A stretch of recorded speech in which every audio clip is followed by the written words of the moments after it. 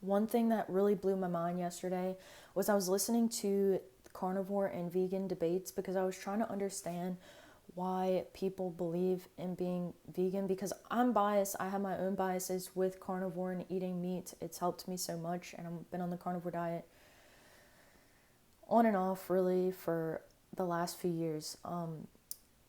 And one of the thing that got me the most was I had not ever considered this, but when I was listening to the discussions, there was apparently over and over, I kept hearing that plants are a lot less conscious than animals, and that's why we should not be consuming animals. I had never ever thought of levels of consciousness in that way. I've always thought that plants have been equally as conscious as animals, and that when we kill plants and we kill animals, it's all the same life cycle. I had never considered that.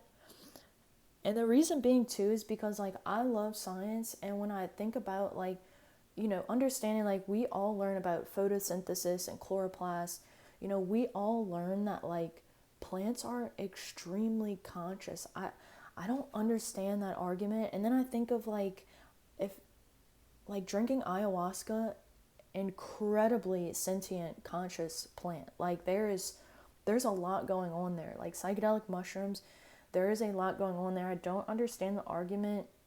You know, I get that when like animals look a lot more like humans, but I do not get how they are more sentient and more conscious than plants. I mean, I just don't get it. That was one of the arguments that I heard. I always thought that people went vegan because it was like better for the planet, in terms of like greenhouse gas emissions and stuff like that.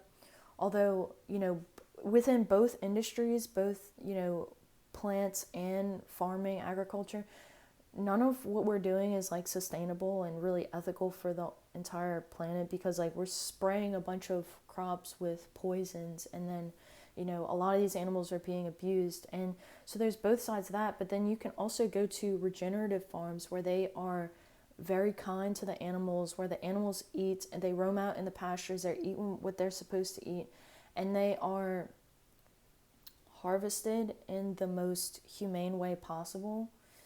And then again, it's like, so it's like a biochemistry thing where we need certain minerals and nutrients from meat that sometimes we cannot get from plants. Plants also have plant defenses which can attack our nervous systems, definitely if we are in a place where our immune system might not be the best. Some people really cannot handle any type of plants. They take all the plants out of their diet, very sensitive people, and they see alleviations from autoimmune illnesses and stuff like that.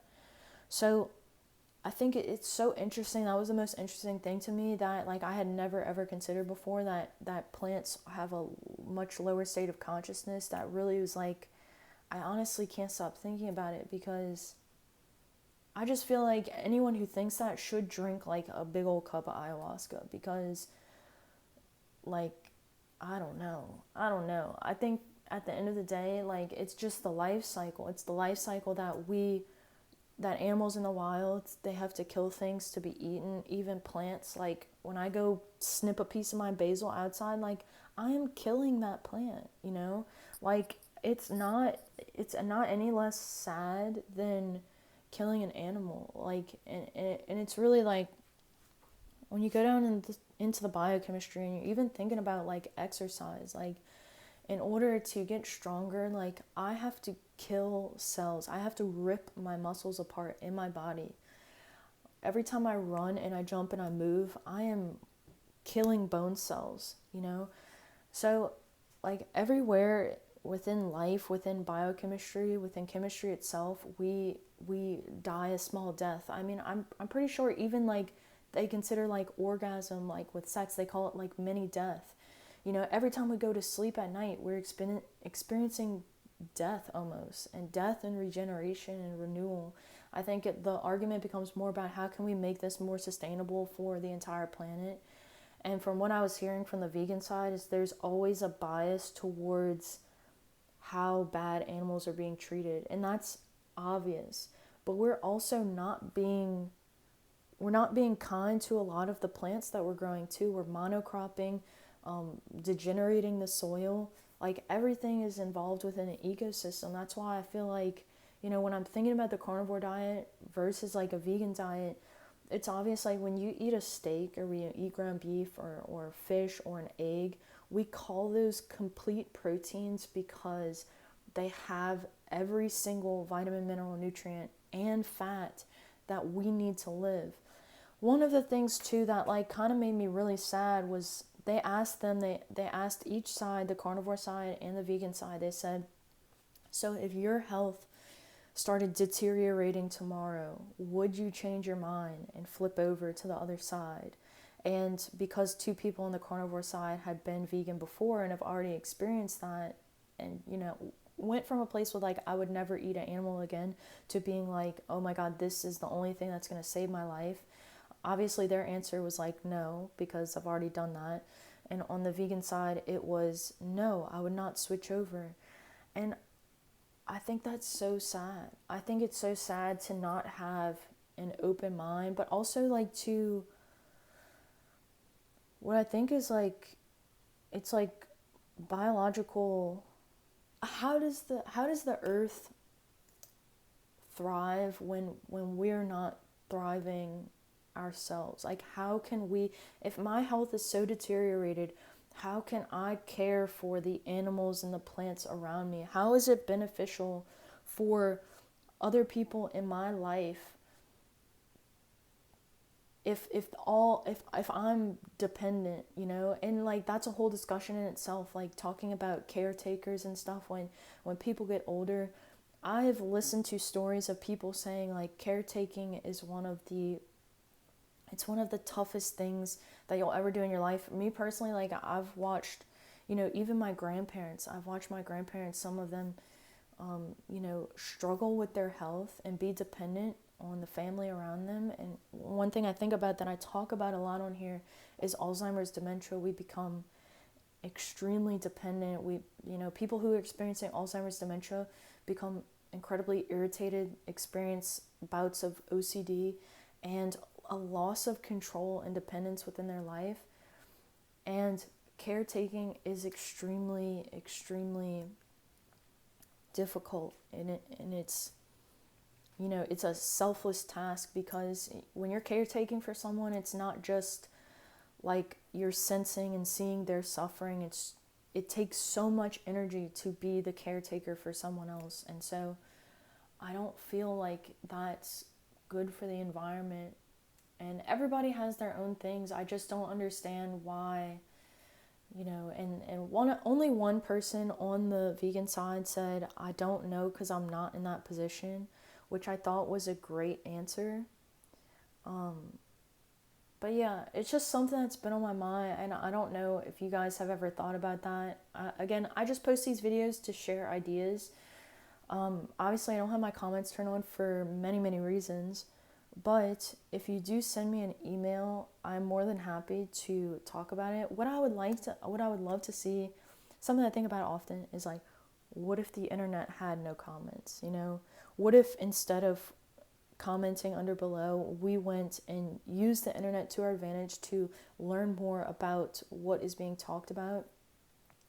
And then two, like, I would love to do discussions with people, like record them and then share them, to get their stories, because what I feel like is that we lose empathy and we lose connection with others. I feel like this point in time especially, and I think what comment sections, like, that's the biggest thing, is that a lot of times people, it's very what's the word, impulsive. It's an impulsive way to be seen or be heard in some way, but it's behind a computer screen, and a lot of the times there's not much thought behind it. But when you take the time to, like, I have my comments turned off on here, but I have my email available and I have social media, so it takes an extra step and an extra effort and extra energy and intention to go past that and to send a thoughtful email and to have a discussion, you know? So I think that's the beauty in connection. And like the whole thing that we're talking about here is like, and the reason why I love like a carnivore diet and I'm biased to it is because it helps us to connect with our mitochondria. And the mitochondria are the place in the cell that's connected with the outside world. Our mitochondria does so much energy production with the cell. It needs B vitamins, it needs iron, it needs all these little minerals and nutrients. We greatly underestimate the amount of energy it takes to power a being like us to constantly be in death and regeneration. It's beautiful. And mitochondria is the place where we meet the outside world. Oxygen comes to meet all the digestion nutrients there. When we're going through this other energy pathway, high carbohydrate pathway, we are not meeting the outside world. We are doing glycolysis. We are just doing energy within the cell. And if you look at, that's what's fascinating, which got me on this journey, was looking at how a lot of tumor cells will progress, cancer cells will progress as they upregulate this glycolysis pathway, this fermentation, lactation pathway. And this is not meeting oxygen fully in the middle. Like we do use intermediates from the glycolysis pathway to enter into the mitochondria, but it's a lot less efficient than if we were on a diet where we just supported the mitochondria right away. Even with going directly into the sunlight, are we supporting our mitochondria and strength and resistance training? So those are my biases to it, but I am going to keep listening to the information that's presented. There's another guy, he's a nutritional scientist named Simon Hill, and what he talks about is he focuses on just the data that we know. He says the data, the science shows us that vegan diets or plant-based diets, Mediterranean diet, is more beneficial than a carnivore diet. I think what we have is like this massive gap between common sense and science, and that's very obvious when you think of like the sunlight, what we've been told about the sunlight. There's papers coming out on how the sunlight influences our glucose metabolism, our carbohydrate metabolism, and how beneficial it is for us, but also how when we don't get into the sunlight, how harmful it is to us. So the science is limited in that being that even when we do a perfectly designed study, there's no way to properly get the full component of like what it means to be truly healthy. Like science will always be lacking because it's man's interpretation of the body.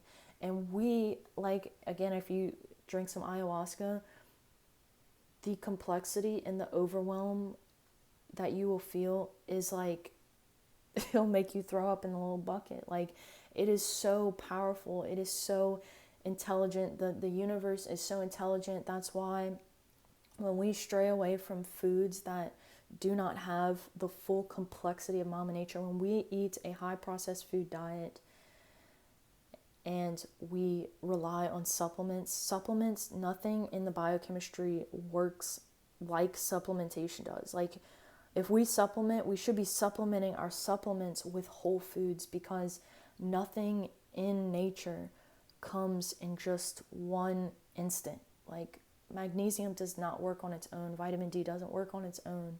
Taurine, carnitine, these things, so many cofactors, so many, if, ands, or buts around the area to, if one step is missing, if one thing is low, then the whole reaction stops. There's, an imbalance. So the best way to go back to balance from my perspective is through things like a carnivore diet, which has tons and tons of amino and fatty acids, which is what builds our cells and feeds the mitochondria.